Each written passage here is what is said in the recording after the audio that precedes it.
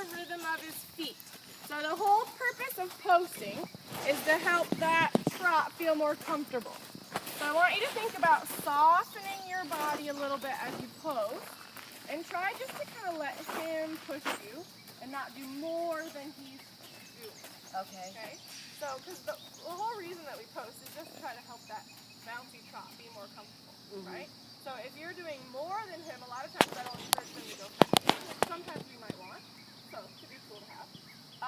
But for it to be like the most harmonious, if you can really just let him kind of push you up, and you don't even have to go up very high, but just kind of let him push you out of the saddle and then hold, obviously, for one stride, and then sit soft.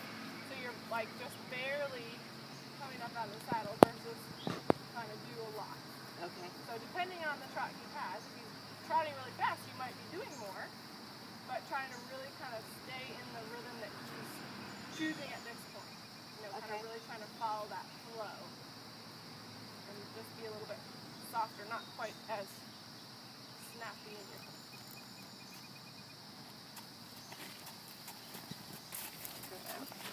Good job. You keep catching yourself when you're leaning. That's great. So really try to make sure you're staying tall, twisting in your body when you want to turn. Really kind of sit back on your pockets a little bit more. And roll your hips back.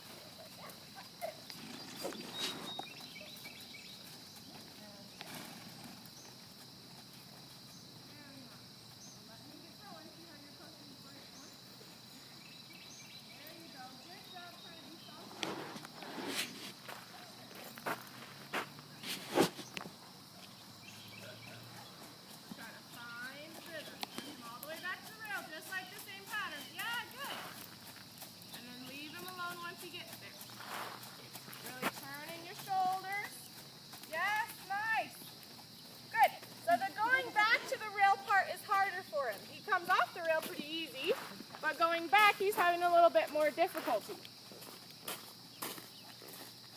So open your left rein and kind of push with your right leg. That's all right. Push with your right leg when you want him to go back to the rail. Yeah, good. Turn with your shoulders. Better. Keep going until he gets there. He's trying to keep after the cones, especially into the corner. He's like, why should we go into the corner? We're just going to end up at the fence again. So help him find the fence. Yeah, much better. Much better. That was beautiful. Good. Just follow his rhythm in the trot. Good. Right leg. Push him over.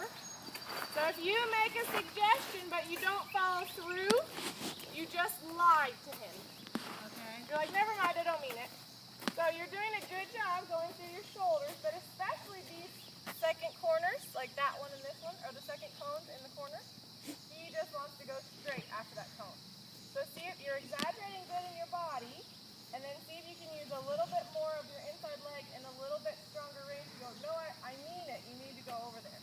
Okay. Because he's doing it good in the middle, the first cone back to the middle, but that cone he's just kind of like, straight to the fence. Because realistically, he's like, I'm cutting off the corner to save myself some extra steps, which is understandable. However, he needs to follow your suggestions. And you're doing good exaggerating it in your body, but just be a little stronger with the follow through so that you're not just getting to the fence and going, oh, never mind, let's follow the rail. Because then he's like, oh, she doesn't mean it in that corner. Does that make sense? Yes. Okay. Absolutely. So it's kind of as firm as necessary, but again, we're still starting soft. We're trying to go, hey, here's the easy option. I'm thinking back to the corner. How about you? And if he's not, then you can follow through with it. Really think back to the corner. Yes, much better. Yeah, good. Good, good. And even there, like I like how you released a little bit when he was on the right track, and then you had to use your rein again to help him out. Good. Really stay tall in your posture. Yes, perfect. So then you can really twist to turn. Nice. Shoulders more than rein. Good job. He's like, no, but you don't mean it. Good job. Keep going. So because he didn't have to do it for several corners, he's probably not going to you know, do it very easily. So don't be afraid to just kind of stick with it and go, no, really. I'd like for you to go there. Excellent with your shoulders. Stay nice and tall. Think about opening your hips as you pose. So kind of pushing down through your heels. Better in the corner. Good job. Pushing down through your heels. Kind of lifting up through your chest by opening your hips. Good job. Very nice. So what we'd really like to see is, as he's getting to understand this pattern, that the slack in the rein stays pretty consistent. Yes, good job. Way to follow through with it.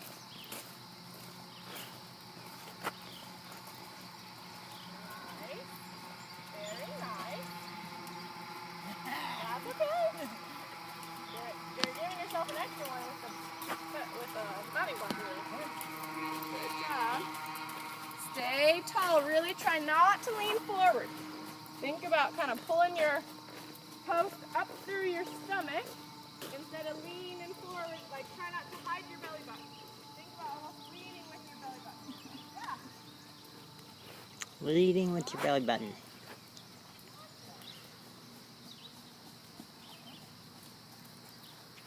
Nice. That looks like a nice turn. Looks like you really followed your body well there. Much better. Good job. Keep going, keep going. Good job. So he's like, fine, I'll go back to the rail a little bit sooner, but I'm not going to trot when I do it. It's an improvement. Good job. Nice.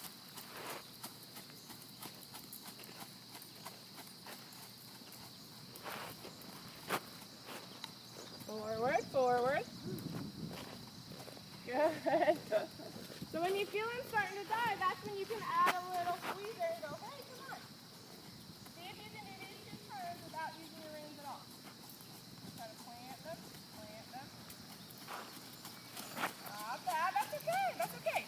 So the two that are easier for him, the two that are kind of going back to the middle of the arena, I want you to see if you can hold on to the front of the saddle pad when you do those.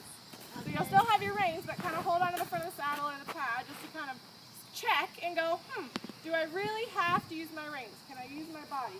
And if you still need them, of course, you can use them. But I feel like those two ones he's doing a lot better. So let's test it. You really hold yourself accountable and go, how much am I using my reins?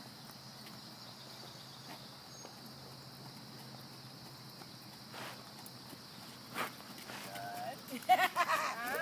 Good. So even though you're turning your shoulders, your hands are kind of coming with your shoulders. So you're trying to not use your reins, but you still are a little bit. So when you turn your shoulders, think about leaving your hands where they are. So for example, when I turn, I'm not going to turn like this. My hands will stay here. Oh, kitty. Good.